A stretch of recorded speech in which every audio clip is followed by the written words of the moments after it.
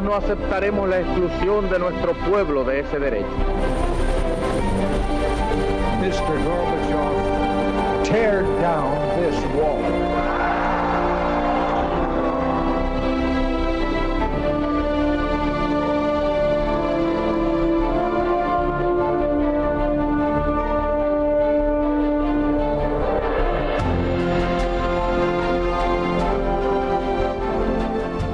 Buenas noches, señoras, caballeros, bienvenidos a Tiempos Modernos. Ningún siglo ha matado a más gente que el siglo XX. Guerras, persecuciones, epidemias, hambrunas. Y de esas hambrunas las ha habido naturales y otras provocadas políticamente, queriendo o sin querer. Pero la más tremenda fue, dicen que sin querer, eso que se llamó el gran salto adelante en la China de Mao Zedong. Mínimo 30 millones de muertos. 30, probablemente más, probablemente 45. En este vídeo refrescamos la memoria. Los comunistas de Mao conquistaron el poder en China en 1949, después de largos años de guerra civil primero, guerra con Japón después y de nuevo guerra civil. Mientras el bando nacionalista chino, escindido en 1000 querellas internas, terminaba hundiéndose, los comunistas aprovechaban al máximo la ayuda soviética y sobre todo el apoyo de millones de campesinos que creyeron las promesas comunistas de redistribución de tierras y condonación de deudas. Mao impuso su poder y de inmediato aplicó un programa masivo de colectivización de tierras. El comunismo chino no sería industrial, sino agrario. Ahora bien, un país no puede sobrevivir sin industria, de manera que Mao, a la altura de 1958, decidió imprimir un nuevo giro a su política y lanzó un nuevo plan quinquenal. Lo llamó Gran Salto Adelante, en que consistió en utilizar la principal baza del país, su numerosísima población, para desarrollar al máximo la industria al mismo tiempo que se reformaba la agricultura. Mao creó por todas partes comunas de alrededor de 5.000 familias donde los campesinos se convertían en productores artesanales de acero en pequeños hornos domésticos o en constructores de grandes presas para abastecer nuevos sistemas de regadíos. Cerca de 100 millones de campesinos abandonaron los campos. Primer error, buena parte de la cosecha de 1958 se quedó sin recoger. Al mismo tiempo, el rígido comunismo chino forzó a los trabajadores a abandonar sus formas tradicionales de vida para regirse por las nuevas normas, cocinas colectivas, herramientas colectivas, etc. Resultado, se comía peor y se trabajaba peor. Fue el segundo error.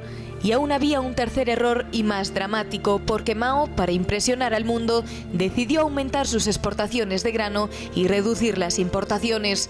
Resultado, el país se quedó sin existencias de grano. La suma de estos tres errores del gran salto adelante fue letal. Desde principios de 1959, la economía china se colapsó y centenares de miles de personas murieron de hambre. Mao, tan soberbio como paranoico, creyó que todo era producto de una confabulación de acaparadores de grano y ejecutó una brutal represión que se llevó por delante a más centenares de miles de chinos. Para cubrir el cupo dictado por Mao, se procedió a incautar el grano a los campesinos. Resultado, más y más muertos. Mao no rectificó hasta bien entrado 1961. Para entonces, la locura del gran salto adelante había costado la vida a 30 millones de chinos. Sin duda, la mayor mortandad de la historia, fruto de la demencia comunista china.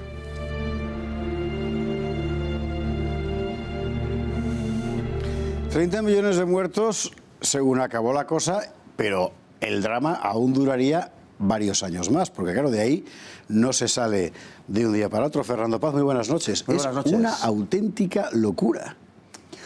Una auténtica locura, sí. Las estimaciones, además de 30 millones de muertos, no son particularmente elevadas. Quiero decir que es una estimación que, conforme a las últimas cifras que se están dando, puede parecer francamente conservadora, ¿no?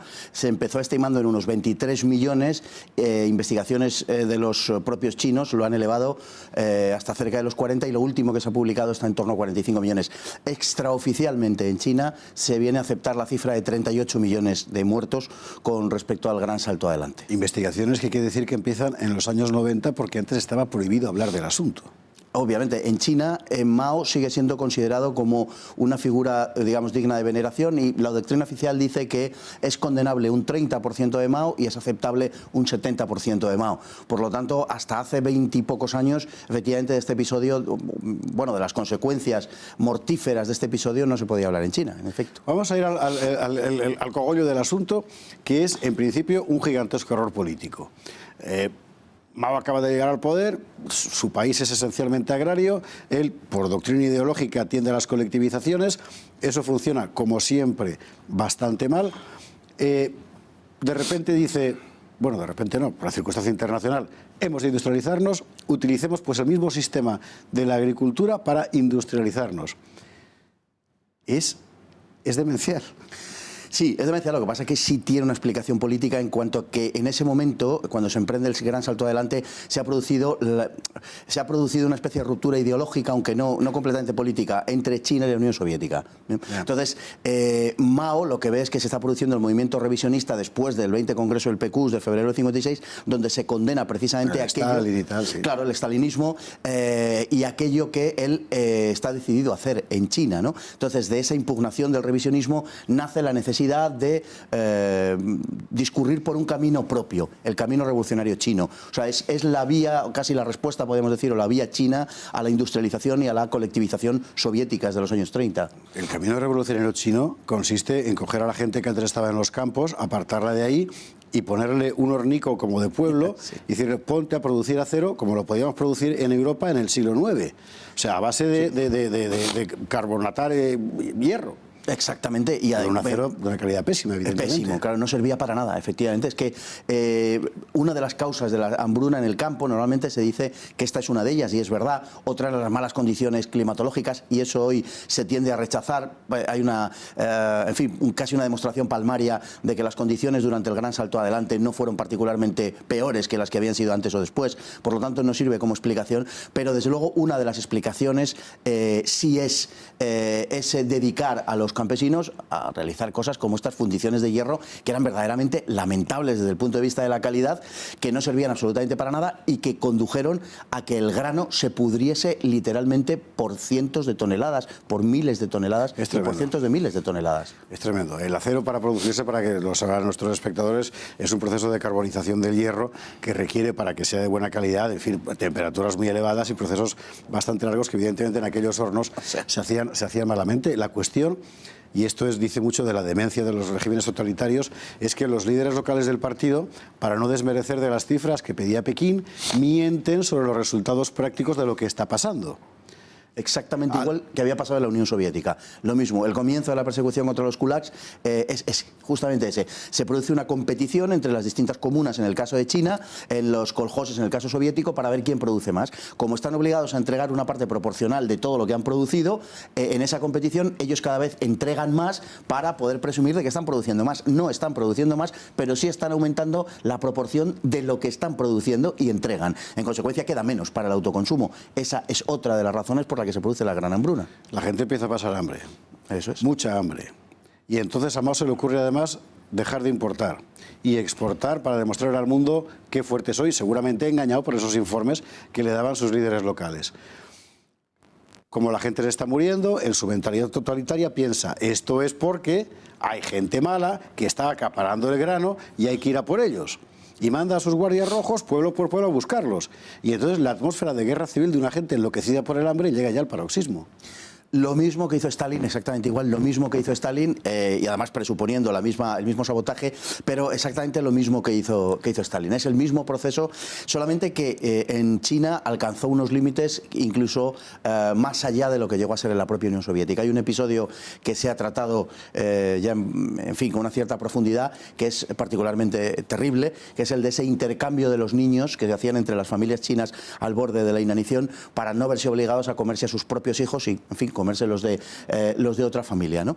Eso fue verdaderamente terrible, pero fue un episodio del que también parece ser que hubo algunos antecedentes en Ucrania en los años 30. Que hemos tratado Efectivamente. Aquí. Hay una buena pregunta que nadie sabe contestar muy bien exactamente, que es quién le dice por fin a Mao lo que está pasando. Porque el hecho es que alguien va y se lo dice. En una atmósfera de terror absoluto, en la que nadie se atrevía a decir que esto está siendo una locura. Bueno, efectivamente, digamos que hay una trama dentro del partido, que el partidos bolcheviques, partidos comunistas son siempre tremendamente conspiratorios, y hay una trama dentro del partido que termina arrinconando a Mao. Parece mentira, pero lo terminan consiguiendo, sobre todo articulada por Liu Shaoqi y por Deng Xiaoping. El primero será al final el que acabe cargándose transitoriamente a Mao Zedong. Son los que le hacen ver al partido la barbaridad de lo que está llevando a cabo Mao, y es cuando Mao digamos queda políticamente arrinconado y estará esterilizado políticamente durante 4 años. De hecho, el episodio de la Revolución Cultural será la respuesta de Mao aquí, para recuperar el poder que pierde a partir de esta catástrofe absoluta, porque fue una catástrofe absoluta para, por supuesto, para Mao políticamente, pero para la población china, tanto agraria como urbana. De la Revolución Cultural hablaremos en un próximo programa, pero que son 6 millones de muertos. La revolución también tiene una valoración complicada. Hoy se acepta aproximadamente entre muertos entre 1 millón y 2, y otros 4 millones efectivamente hasta completar 6 de deportados y de gente que, bueno, que a consecuencia de esa deportación. Eso lo contaremos otro día porque es otro episodio de la demencia del comunismo chino. Mao intenta salir de ahí, y lo primero que se le ocurre a él o a la camarilla que por fin le dice al partido lo que está pasando es tratar de desmontar el gigantesco enredo que habían montado con las colectivizaciones. El problema es que cómo vuelves a unos campos que se han quedado vacíos con un montón de gente muerta, donde hay que volver a plantar otra vez desde el principio. Sí, eso fue lo que le tocó hacer a Liu Shaoqi precisamente cuando alcanza la presidencia del partido, y más o menos lo que se le ocurre es ir a la NEP. Sí, una política económica que respete la pequeña propiedad privada para dar. Hay que atraer a los campesinos otra vez a las viejas formas de producción, porque es lo único que puede sacar a China de la catástrofe, y en gran parte sacará a China de la catástrofe. Si uno observa la curva de crecimiento de la economía china hasta los años 90, desde los años 40, observa cómo hay un crecimiento continuo, mucho más pronunciado al final, lógicamente, como todos sabemos, pero el único momento de verdadero retroceso es la época del gran salto adelante, que fue terrible, e inmediatamente después hay un periodo de recuperación, una cierta rapidez, que es gracias a las reformas de Liu Shaoqi, gracias a la introducción de esa NEP, digamos, ¿no?, de esa propiedad privada en el campo. Es lo único que es capaz de revitalizar aquello, porque efectivamente, como bien dices, estaba absolutamente desolado. Propiedad privada que se mantendrá en los años siguientes, pero en unas condiciones hiperlimitadas. Sí, estuvo siempre, bueno, como se produjo en casi todos los países comunistas, excepto en algunas épocas en Hungría, estuvo siempre supervisada por el Estado y muy limitada a determinado tipo de producción. Al final, el objetivo de Mao era el de la industrialización, por supuesto, y como algunas de las biografías más autorizadas insisten, además el de crear de China, convertir a China en una gran superpotencia. El sueño de Mao era el de una China industrializada, porque él pensaba que el objetivo de su vida era mandar una armada que desembarcase en la bahía de San Francisco.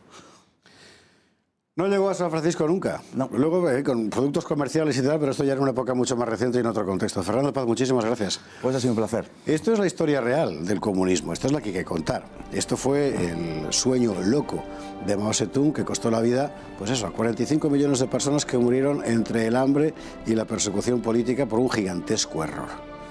Fernando, gracias. Y a ustedes también, muy buenas noches y hasta mañana.